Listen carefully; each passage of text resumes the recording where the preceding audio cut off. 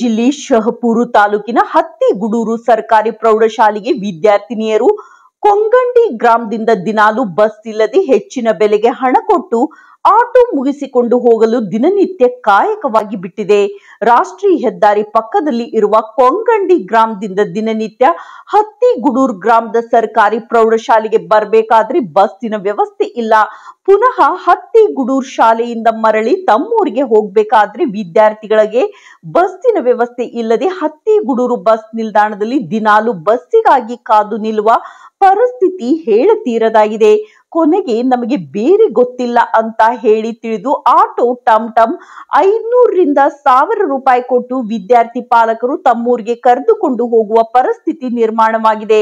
ಕಳೆದ 1 ವರ್ಷದಿಂದ ಕರ್ನಾಟಕ ದಲಿತ ಸಂಘರ್ಷ ಸಮಿತಿ ನೇತೃತ್ವದಲ್ಲಿ ಕೊಂಗಂಡಿ ರಾಷ್ಟ್ರೀಯ ಹೆದ್ದಾರಿ ಮೇಲೆ ವಿದ್ಯಾರ್ಥಿಗಳು ಮತ್ತು ಸಮಿತಿಯಿಂದ ಪ್ರತಿಭಟನೆ ಮಾಡಿದಾಗ ಅಂದಿನ ಸಾರಿಗೆ ಇಲಾಖೆ ಅಧಿಕಾರಿಗಳು ಎಚ್ಚೆತ್ತುಕೊಂಡು ವಿದ್ಯಾರ್ಥಿಗಳು ಮತ್ತು ಸಾರ್ವಜನಿಕರಿಗೆ ಬಸ್ಸಿನ ವ್ಯವಸ್ಥೆ ಮಾಡುತ್ತೇವೆ ಅಂತ ಹೇಳಿ ಶಹಪೂರು ಘಟಕದಿಂದ 2 ಬಸ್ಸು ಮತ್ತು ಸುರ್ಪೂರು ಘಟಕದಿಂದ 2 ಬಸ್ಸುಗಳು ಬೆಳಿಗ್ಗೆ 8ರಿಂದ ಸಾಯಂಕಾಲ 6ರವರೆಗೆ ಸಂಚರಿಸುವ ವ್ಯವಸ್ಥೆ ಮಾಡಿದ ಘಟಕದ ಅಧಿಕಾರಿಗಳ ನಿರ್ಲಕ್ಷ್ಯತೆ ಅಥವಾ ಚಾಲಕ ನಿರ್ವಾಹಕ ಕಾಟಾಚಾರಕ್ಕಾಗಿ 2-3 ಸಂಚರಿಸಿ ಕೈ ತೊಳೆದುಕೊಳ್ಳುತ್ತಿದ್ದಾರೆ.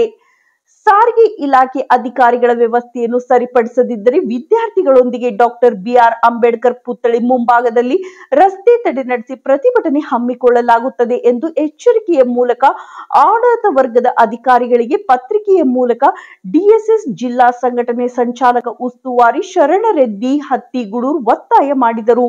ವರದಿ ಯಾದಗಿರಿ ಜಿಲ್ಲಾ ಶರಣರೆಡ್ಡಿ ಹತ್ತಿಗುಡೂರು. ಹನುಮಂತಣ್ಣ ಏಯ್ ಅದು ನಿಂದ್ರ ಅಂತ ಹೇಳ್ರಿ. ಏ ಅಣ್ಣ ನಿಂದ್ರ ಏ ತಡ್ರಿ ಒಂದು ಸೆಕೆಂಡ್.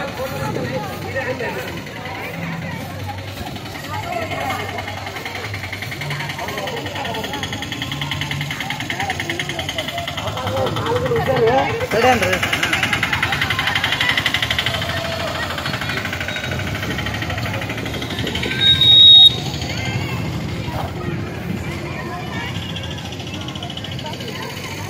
ಸರ್ ಫೋಟೋನ ಹಾಕ್ತೀನಿ, ಇವನು ಹಾಕ್ತೀನಿ, ಇದು ಮಾಡು.